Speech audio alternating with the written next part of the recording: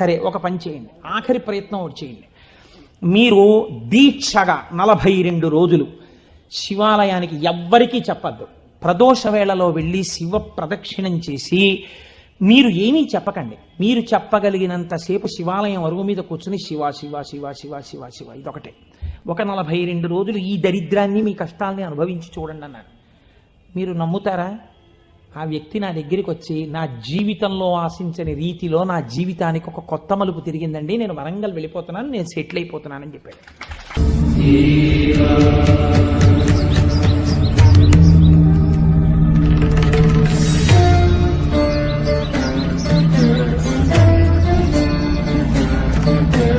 Shiva Shiva Shiva